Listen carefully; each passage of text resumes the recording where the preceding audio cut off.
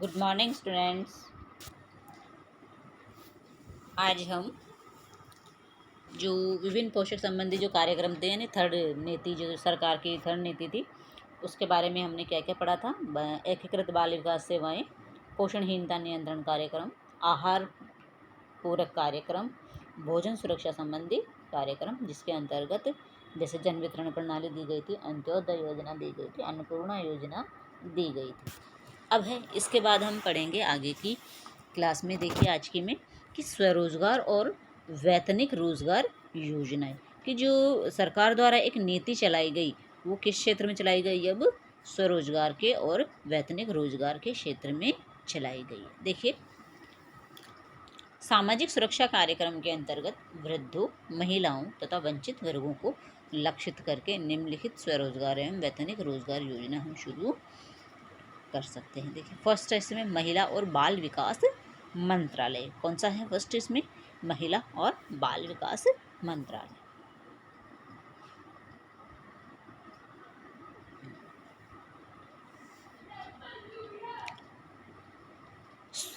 स्वाधार योजना को निराश्रित एवं दुर्भाग्यपूर्ण परिस्थितियों की शिकार महिलाओं, विधवा तथा वृद्ध महिलाओं को लक्षित करके शुरू किया गया, ताकि वे सम्मानजनक जीवन जीने के लिए आश्रय, भोजन तथा आर्थिक एवं सामाजिक सुरक्षा प्राप्त कर सकें। सेकंड है महिलाओं के लिए प्रशिक्षण एवं रोजगार कार्यक्रम। इस योजना का उद्देश्य महिलाओं को स्वरोजगार तथा कौशल प्रदान करने के लिए प्रशिक्षण एवं आर्थिक सहायता उपलब्ध करवाना है। थर्ड है इसमें एकीकृत ग्रामीण विकास कार्यक्रम। ग्रामीण परिवारों को रोजगार यानी स्वरोजगार प्रदान करना है, ताकि वे अपनी आय बढ़ाकर गरीबी रेखा से ऊपर उठ सके।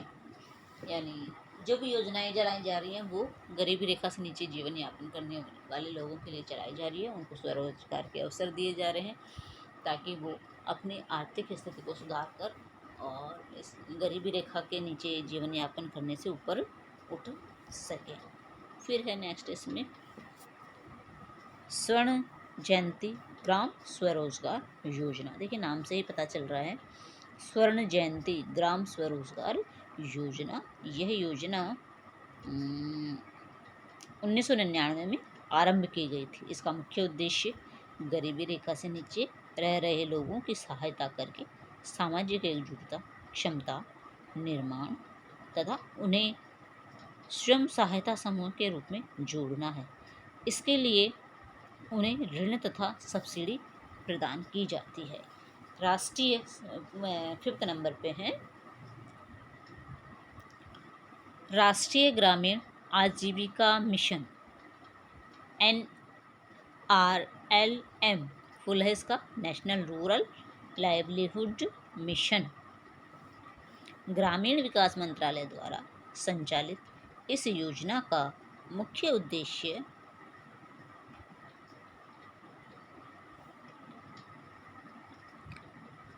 ग्रामीण गरीब परिवारों को देश की मुख्य धारा से जोड़ना और विभिन्न कार्यक्रमों के जरिए उनकी गरीबी दूर करना है।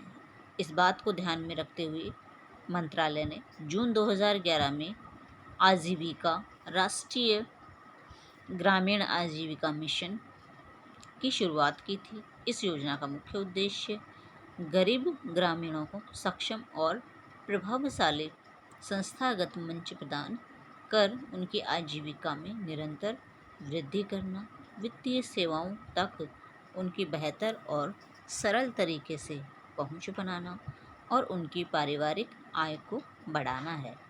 इसके लिए मंत्रालय को विश्व बैंक से आर्थिक सहायता मिलती है।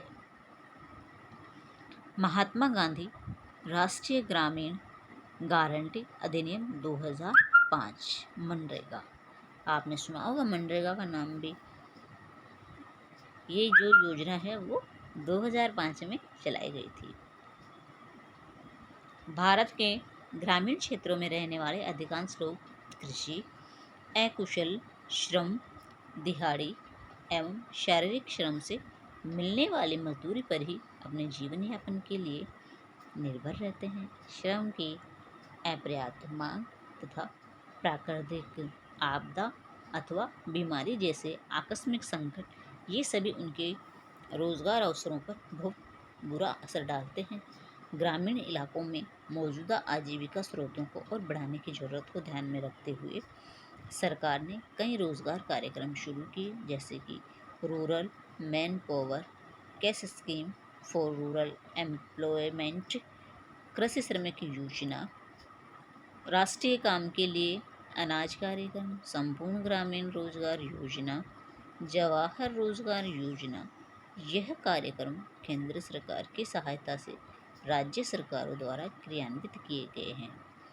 इन वेतन आधारित रोजगार कार्यक्रमों का उद्देश्य दिहाड़ी शारीरिक श्रम पर आश्रित गरीब लोगों को बेहतर रोजगार उपलब्ध कराना था। अब देखिए इसके अंतर्गत क्या चीज़ शामिल की गई हमारे मनरेगा में। मनरेगा में ये है कि जो ऐसे परिवार हैं जो बहुत गरीब हैं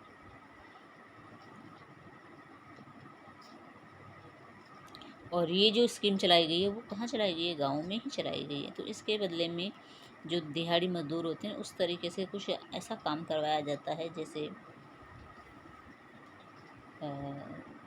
खुदाई का या कुछ ऐसा, जिसके बदले में उनको या तो भत्ते के रूप में या तो अनाज दिया जाता है या फिर उन्हें पैसे दिए जाता है। वो एक लिमिटेशन होती है उसकी, यानी काम का एक टाइम होता है कि उतने घंटे में उसे वह टारगेट पूरा करना होता है और इतने श्रमिकों को उसमें काम पे लगाया जाए। राशन कार्ड के आधार पर उनको 3-3 महीने काम पे लगाया जाता है। आपने भी सुना होगा मनरेगा के बारे में कि ये काम कभी भी स्टार्ट कर सकते हैं। तो इसमें फिक्स होता है कि एक जो मज़दूर होता है उसको 90 दिन का कार्य, एक व्यक्ति सिर्फ 90 दिन का कार्य ही कर सकता है। उसके बाद दूसरे पर्सन को लिया जाता है, वो भी अपने 90 दिन का कार्य करेगा। यानी 90 दिन से ज़्यादा किसी भी व्यक्ति को दिहाड़ी के रूप में नहीं रखा, दिहाड़ी मजदूर के रूप में नहीं रखा जाता है, क्योंकि यह अवसर सभी के लिए होता है। यदि एक ही मजदूर को लंबे समय तक यह लाभ पहुंचाएंगे तो बाकी औरों का क्या होगा। इसलिए यह एक राशन कार्ड के आधार पर होता है यह कार्य। अब देखिए आगे इसमें दिया है 100 दिन का मजदूरी आधारित रोजगार मुहैया कराया जाता है। इन्हीं योजनाओं के अनुभवों के आधार पर 7 दिसंबर 2005 को राष्ट्रीय ग्रामीण रोजगार गारंटी अधिनियम नरेगा पारित किया गया। इस कार्यक्रम का मुख्य उद्देश्य ग्रामीण इलाकों में लोगों की आजीविका सुरक्षा को पुष्ट करने के लिए एक वित्त वर्ष के दौरान ऐसे प्रत्येक ग्रामीण परिवार को कम से कम 100 दिन का मजदूरी आधारित रोजगार मुहैया कराया जाना है, जिसके सदस्य अकुशल शारीरिक श्रम करने को तैयार हैं। इस कानून का दूसरा उद्देश्य स्थायी संपदाओं का निर्माण करना और ग्रामीण गरीबों के आजीविका संसाधन आधार को मजबूती देना है। इस योजना की शुरुआत 2 फरवरी 2006 में देश के 200 सबसे गरीब जिलों में की गई थी। धीरे धीरे इसे योजनाबद्ध तरीके से पूरे देश में लागू कर दिया गया। 2 अक्टूबर 2009 को इस योजना का नाम बदलकर महात्मा गांधी राष्ट्रीय रोजगार गारंटी अधिनियम मनरेगा कर दिया गया है।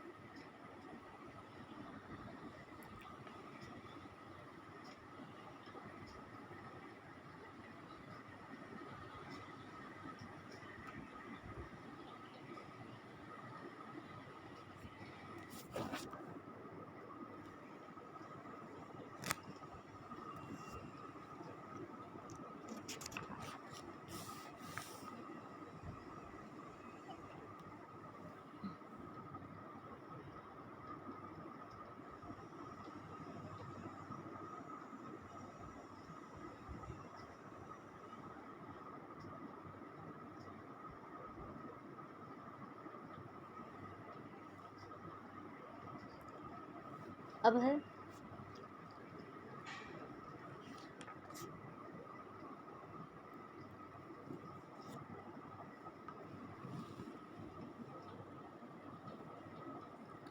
स्वास्थ्य देखभाल। स्वास्थ्य देखभाल में नंबर 1 जो पॉइंट है वो आपके मैं आपको वैसे ऑरली बता देती हूँ, ठीक है। प्राथमिक स्वास्थ्य सेवाएं, यह सेवा सरकार द्वारा लगभग सभी गांवों तथा जिलों में उपलब्ध कराई गई जाती है, जहां पर प्राथमिक स्वास्थ्य केंद्रों में उपलब्ध डॉक्टरों लोगों से निःशुल्क स्वास्थ्य जांच एवं इलाज करते हैं। हालांकि अधिकतर प्राथमिक स्वास्थ्य केंद्रों में केवल सामान्य बीमारियों का ही इलाज किया जाता था। अब सेकंड जो है आपकी स्क्रीन के सामने है, देखिए सेकंड में क्या है। ये देखभाल संबंधी लाभ जो ले रहे हैं उनके लिए है। फिर माध्यमिक स्वास्थ्य सेवाएं। माध्यमिक स्वास्थ्य सेवाओं के अंतर्गत जिला अस्पतालों को शामिल किया जाता है। कई बार कुछ रोग ऐसे होते हैं जिनके लिए रोगी को विशेष जांच, कुछ दिनों के लिए अस्पताल में भर्ती होने तथा अपेक्षाकृत लंबे समय तक इलाज की आवश्यकता होती है। ऐसी स्थिति में प्राथमिक स्वास्थ्य केंद्र पर उपलब्ध डॉक्टर रोगी को बड़े अस्पताल में जाने की सलाह देते हैं, जहां पर उसके इलाज के लिए सभी सुविधाएं तथा एवं विशेष डॉक्टर उपलब्ध होते हैं। उच्च स्तरीय स्वास्थ्य सेवाएं। अब उच्च स्तरीय स्वास्थ्य सेवाओं में विशिष्ट स्वास्थ्य सेवाओं के अंतर्गत रोगी को प्राथमिक स्वास्थ्य केंद्रों तथा जिला अस्पतालों से विशिष्ट विशेषज्ञों द्वारा जांच, इलाज तथा देखरेख को शामिल किया गया है। इस प्रकार की स्वास्थ्य सेवाओं के अंतर्गत गंभीर रोगों की जांच के लिए MRI, कैट स्कैनिंग आदि के लिए बड़े शहरों में सरकारी अस्पतालों में जांच या फिर इलाज के लिए रोगी को भेजा जाता है। तो ऐसे कई बातों के बारे में हमने इसमें जाना।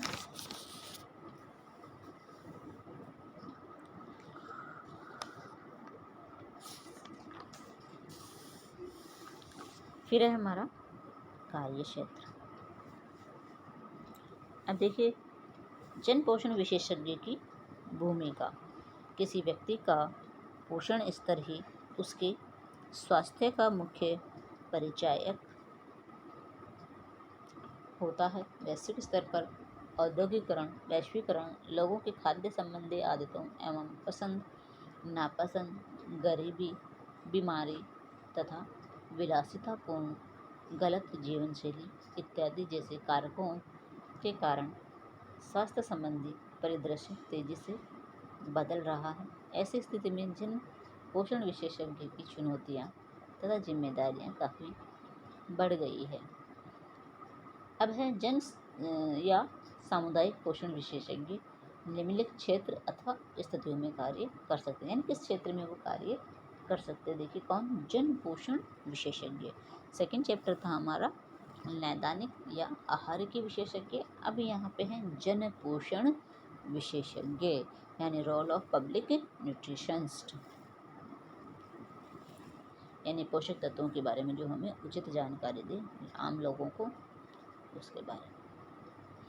अब वो किन क्षेत्रों में तथा किन स्थितियों में वह कार्य कर सकता है। फर्स्ट, वह सरकार द्वारा चलाए जा रहे, किसके द्वारा चलाए जा रहे, गवर्नमेंट द्वारा चलाए जा रहे विभिन्न स्वास्थ्य संबंधी विकासात्मक कार्यक्रम में काम कर सकते हैं।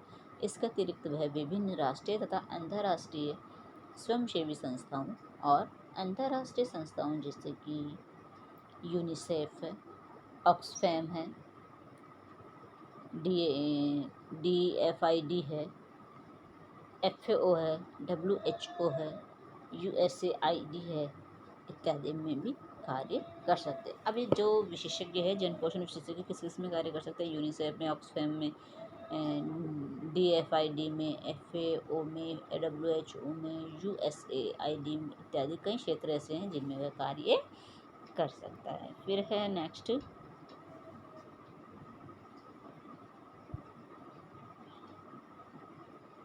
सेकंड भी देखिए, जन सामुदायिक पोषण विशेषज्ञ अपने शैक्षिक योग्यताओं और विशेषज्ञता के आधार पर राष्ट्रीय समेकित बाल विकास सेवाओं ICDS में विभिन्न स्तरों पर कार्य कर सकता है।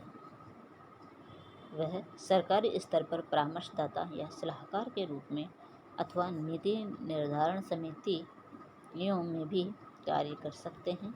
फिर D, विभिन्न अस्पतालों द्वारा रोगी की रोकथाम और स्वास्थ्य तथा शिक्षा के लिए किए जाने वाले विस्तारित कार्यक्रमों में भी वह कार्य कर सकता है।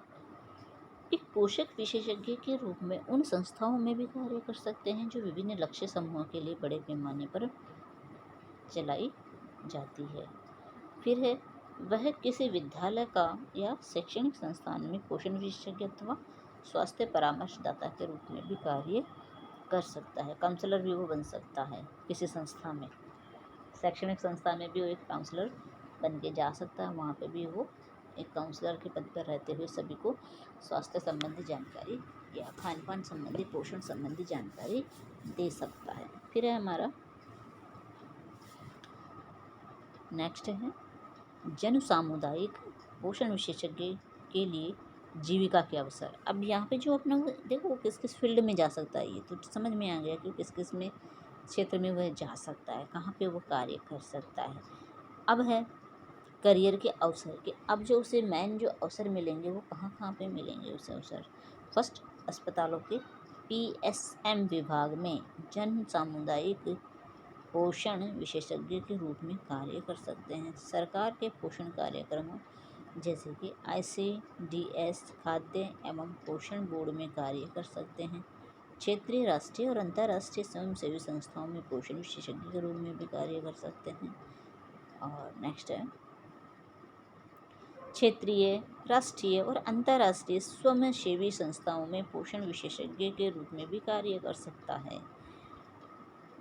इसमें 3 लेवल बताए गए हैं। क्षेत्रीय में जहाँ पे वो रहता है, राज्य स्तर पे और नेशनल स्तर पे और इंटरनेशनल स्तर पर कई जगह भी वह एक पोषण विशेषज्ञ की भूमिका अदा कर सकता है, उसके लिए वह अप्लाई कर सकता है। फिर है नेक्स्ट है विद्यालयों, उद्योगों इत्यादि के लिए आहार विशेषज्ञ या परामर्शदाता के रूप में कार्य कर सकते हैं।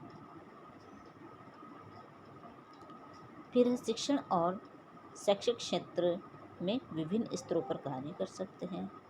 फिर है अनुसंधान के क्षेत्र में भी कार्य कर सकते हैं। आप देखिए यहाँ पर अनुसंधान से क्या दिया हुआ है, अनुसंधान यानी रिसर्च, यानी वो एक रिसर्च करने वाला जो होता है, वेता होता है, रिसर्च वेता, उसके पद पर भी वह कार्य कर सकता है। कई प्रकार की रिसर्च कर सकता है यदि उसमें कैपेबिलिटी है, यदि कुछ जानने की इच्छा है, कुछ करना चाहता है, तो वो अपना फील्ड इस क्षेत्र में भी चुन सकता है और एक वो रिसर्च वेता भी बन सकता है, अनुसंधानकर्ता भी वो बन सकता है और नई नई खोज करके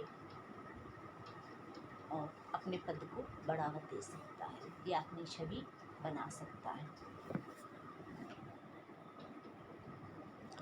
अब आज के चैप्टर हमारा यहीं पर ही ख़त्म होता है जो कि था।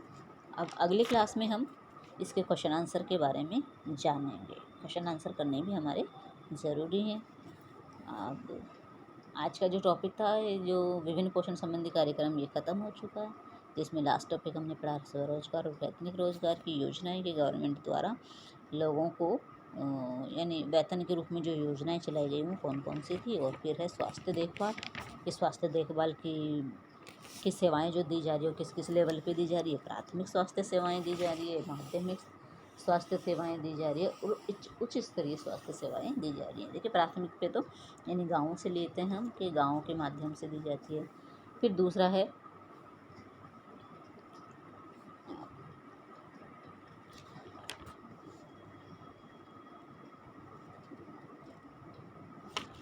अब जो फर्स्ट प्रकार की जो सेवा है वो निःशुल्क थी। फिर उसके बाद है माध्यमिक, ये भी एक अस्पतालों की व्यवस्था यहाँ पे की गई और कुछ लोग ऐसे थे जो यहाँ इलाज हो सकता है उनको यहाँ करवाया, बाकी को रेफ़र कर दिया गया। फिर उच्च स्तरीय स्वास्थ्य सेवाएं यानी जो कि शहरों में एक विशेषज्ञ द्वारा चलाई जाती है। तो शहरों में सरकारी अस्पतालों में यह इलाज जो होता है वो उच्च स्तरीय स्वास्थ्य सेवाओं के स्तर के अंतर्गत आता है। यानी आज हमारा यह टॉपिक कंप्लीट हुआ। कल हम इसके क्वेश्चन आंसर के बारे में जानेंगे। धन्यवाद।